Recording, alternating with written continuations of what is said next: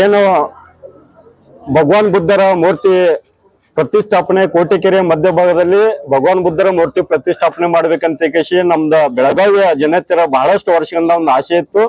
ಅದರಂತೆ 2016ರಲ್ಲಿ ಬೆಳಗಾವಿ ಮಹಾನಗರ ಪಾಲಿಕೆ ತಮ್ಮ ಕೌನ್ಸಿಲಿಂಗ್ ಸಭೆಯಲ್ಲಿ ಒಂದು ಠರಾವ್ ಪಾಸ್ ಮಾಡಿ ಕೋಟೆಕೆರೆ ಮಧ್ಯಭಾಗದಲ್ಲಿ ಭಗವಾನ್ ಬುದ್ಧರ ಮೂರ್ತಿ 100 ಅಡಿ ಮೂರ್ತಿ ಕುಣಿಸ್ತೇವೆ ಅಂತ ಕೇಶಿ ಒಂದು ಠರಾವ್ ಪಾಸ್ ಮಾಡಿರ್ತಾರ. ಅದಕ್ಕೋಸ್ಕರ 1 ಕೋಟಿ ರೂಪಾಯಿ ಹಣ ಸುಕನ್ಯ ಮೀಸಲಿಟ್ಟಿರ್ತಾರೆ. ಇಲ್ಲಿವರೆಗೆ ಹಣ ಹಾಗೆ ಇದೆ. ಆದ್ರೆ ಮಹಾನಗರ ಪಾಲಿಕೆ ಅವ್ರು ಏನ್ ಹೇಳ್ತಾರಂತಂದ್ರೆ ನಾವು ಡೆವಲಪ್ಮೆಂಟ್ ಮಾಡಕ್ ರೆಡಿ ಇದೇವಿ, ನಮ್ಮ ಹತ್ರ ದುಡ್ಡನ್ನು ಇದೆ, ಇನ್ನೂ ಹೆಚ್ಚು ಬೇಕಾದ್ರೆ ನಾವು ದುಡ್ಡು ಹಾಕಿಸಿ ನಾವು ಭಗವಾನ್ ಬುದ್ಧನ ಮೂರ್ತಿ ಕುಣ್ಸಕ್ ರೆಡಿ ಇದ್ದೇವೆ. ಆದ್ರೆ ಕೋಟೆಕೆರೆ ನಮ್ಮ ಅಧೀನದಲ್ಲಿ ಬರುವುದಿಲ್ಲ, ಅದರ ಮಾಲಕ ಸಂಪೂರ್ಣ PWD ಇಲಾಖೆ ಇರುತ್ತದೆ ಅಂತ ಹೇಳಿದರು.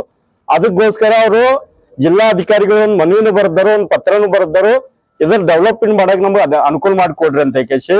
ಆದ್ರೆ PWD ಅಧಿಕಾರಿ ಅವ್ರ ಅಧೀನದಲ್ಲಿ ಬರುತ್ತದೆ. ಆದ್ರೆ ಅವ್ರ ಕೇರ್ ಅವ್ರು ಏನಂತಾರೋ ಅದು ಮೊದಲಿಂದ ಎಲ್ಲ ಬ್ರಿಟಿಷ್ ಕಾಲದಿಂದ ಎಲ್ಲ ಹಂಗ ಐತಿ, ಅದು ಎಲ್ಲ ಕೆರೆ PWD ಅಂತ ಹೇಳಾಕ್ತಾರ, ಒಂದು ಸುಳ್ಳು ಮಾಹಿತಿ ಕೊಡತ್ತಾರೋ. ಈಗಾಗಲೇ ನಾವು ಸಣ್ಣ ನೀರಾವರಿ ಇಲಾಖೆಗೆ ಗಮನಕ್ಕೆ ತಂದ ಜೋಡಿ ಚರ್ಚೆನೂ ಮಾಡಿದ್ದೇವೆ.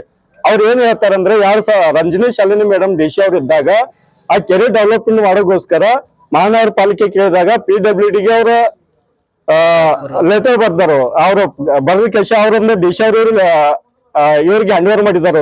ಅದನ್ನೇನ್ ಕೆರೆ ಡೆವಲಪ್ಮೆಂಟ್ ಆಗಿದೆ ಎಲ್ಲ PWD ಅನುದಾನದಲ್ಲಿ ಡೆವಲಪ್ಮೆಂಟ್ ಆಗಿದೆ. ಆ ಕೆರೆ ಮಾಲೀಕರು ಸುಖ PWD ಅಧಿಕಾರಿಗಳನ್ನೇ. ಆದ್ರೆ ಇವರು ನಮಗ್ ಬರೋದಿಲ್ಲ ಅಂತ ನಮಗ್ ದಿಶಾಬಲ ಮಾಡತ್ತಾರು. 2013ದಾಗ ಲೆಟರ್ ಪತ್ರ ವ್ಯವಹಾರ ಮಾಡಿದೆ ಅಂದ್ರೆ 15 ಗಮನಕ್ಕಿಲ್ಲ. ಅದಕ್ಕೋಸ್ಕರ ನಾವ್ ಏನ್ ಬೇಡಿಕೆ ಐತಂದ್ರೆ, ಒಂದು ಮಹಾನಗರ ಪಾಲಿಕೆ ನಮ್ ದಿಶಾಬುಲ್ ಮಾಡ್ತಾ ಇದ್ದೇವೋ ಅಥವಾ PWD ದಿಶಾಬುಲ್ ಮಾಡ್ತಾ ಇದ್ದೇವೋ ಅಥವಾ ಜಿಲ್ಲಾಧಿಕಾರಿ ದಿಶಾಬುಲ್ ಮಾಡ್ತಾ ಇದ್ರು ನಮಗ್ ಗೊತ್ತಾಗ್ತಾ ಇಲ್ಲ. ಇವ್ರ 3 ಇಲಾಖೆ ಮೇಲೆ ನಂಬಿಕೆ ಇಲ್ಲ. ನಮ್ಗೆ RC ಮೇಡಮ್ ಅವರು ಬಂದು ಇದಕ್ ಬಗ್ಗೆ ಚರ್ಚೆ ಮಾಡಿ ನಮಗ್ ಮಾಹಿತಿ ಕೊಡ್ಬೇಕು. ಯಾಕಂದ್ರೆ ಅನುದಾನ ಕೌನ್ಸಿಲಿಂಗ್ ಒಳಗೆ ಚರ್ಚೆ ಠರಾವ್ ಪಾಸ್ ಮಾಡಿ ಅನುದಾನ ಮಾಡಿ 10 ವರ್ಷ ಆಯ್ತು. 10 ವರ್ಷ ಮಠ ಇನ್ನೂ ಮಠ ಯಾಕೆ ಕುಂತಾರ ಇವರು? ಯಾಕೆ ಭಗವಾನ್ ಬುದ್ಧರ ಕುಣಿಸ್ಬೇಕು? ಅದ ಅಭಿಪ್ರಾಯ ಇರಾಕಿಲ್ಲಾಗಿರ್ಬೇಕು, ಕಾರ್ಪೊರೇಷನ್ ಇರಾಕಿಲ್ಲಾಗಿರ್ಬೇಕು, ಅಥವಾ PWD ಇಲಾಖೆ DC ಇರಾಕಿಲ್ಲಾಗಿರ್ಬೇಕು. ಅದಕ್ಕೆ ಎಲ್ಲರೂ ಕೂಡ ಇವರು ಭಗವಾನ್ ಬುದ್ಧರಿಗೆ ಅವಮಾನ ಮಾಡ್ತಾ ಇದ್ದಾರೆ. ನಾವು ಇದನ್ನ ಸುಮ್ಮನೆ ಬಿಡೋದಿಲ್ಲ. RC ಮೇಡಮ್ ಬಂದು ಚರ್ಚೆ ಮಾಡಿ ಇದ್ರ ಕ್ಲಾರಿಟಿ ಕೊಟ್ರೆ ಸರಿ. ಮುಂದೆ ಆಗುವಂತ ಹೋರಾಟ ಅತಿ ಬಹಳ ದೊಡ್ಡ ಪ್ರಮಾಣದ ಹೋರಾಟ ಆಕೈತಿ. ಅದಕ್ಕೆಲ್ಲಾ ಸಂಪೂರ್ಣ ಹೊಣೆ ಜಿಲ್ಲಾಧಿಕಾರಿಗಳ ಹಾಕಾರು. ನಾವು ಮುಂದಿನ ಹೋರಾಟ ಯಾವ ತರ ಹಾಕೋಣ ಹೇಳಕ್ ಬರೋದಿಲ್ಲ. ಅದಕ್ಕೆ ತಾವು ಎಚ್ಚೆತ್ಕೊಂಡು ಪೊಲೀಸ್ ಇಲಾಖೆ ಸುಖ ಎಚ್ಚೆತ್ಕೊಂಡು ಇದ್ರ ಬಗ್ಗೆ ಕ್ಲಾರಿಟಿ ಮಾಡಿಸ್ಕೊಡ್ಬೇಕು ನಮ್ಗೆ. ಇಲ್ಲ ಮುಂದೆ ಆಗುವಂತ ಹೋರಾಟ ಬಹಳ ದೊಡ್ಡ ಪ್ರಮಾಣ ಹೋರಾಟ ಆಕೈತಿ. ಅದಕ್ಕೆ ಏನೇ ಅನಾಹುತ ಆದ್ರೇನು ಮೇನ್ जिल्हाधिकारीಗಳು ಹೊಣೆಗಾರ ಆಗ್ತಾರಂತ ಈ ಸಂದರ್ಭ ಹೇಳಕ್ इष्टಪಡ್ತೀವಿ. बुद्धांच्या मूर्तीला नमन करून इथं आलेलो आहोत. का म्हणजे 1916च्या पूर्वी सुद्धा आमची सर्व दलित संघटनेची एक मागणी होती आणि त्या मागणीनुसार 1916ला काउन्सिलिंगमध्ये ठराव पास झाला आहे की भगवान गौतम बुद्धांची मूर्ती किल्ल्यामध्ये आणि राजश्री शाहू महाराजांची मूर्ती केली क्रॉसला. असं असताना काही वेळा आम्हाला सुद्धा त्या हायवे परत रुंदीकरण झालं तर त्या शाहू महाराजांची मूर्ती आणि सरकारी लागणार आणि अडचण होणार हे सांगत आले.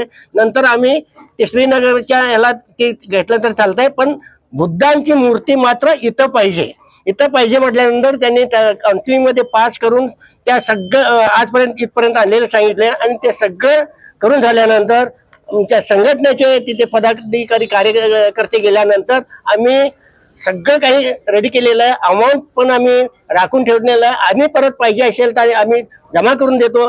आणि ह्याचं सगळं श्रेय आम्ही DC थ्रू PWDला पाठवून दिलेलं आहे. आणि PWDची मालमत्ता असल्या कारणानं त्यांनी परमिशन दिलं किंवा त्यांनी NOC दिलं तर आम्ही उद्याच्या उद्या कामाला सुरुवात करतो असं सांगितल्यानंतर आज आम्ही इथं या ठिकाणी आल्यानंतर आम्हाला उडवाउडवीची उत्तरं मिळत आहेत.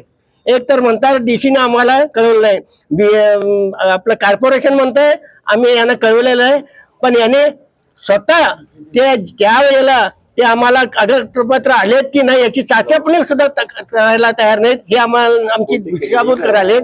हे माझ्या मते यांना किंवा डीसीना या मूर्तीबद्दल काही देणं घेणं नाही या दृष्टिकोनातून हे मी बोलायलेत.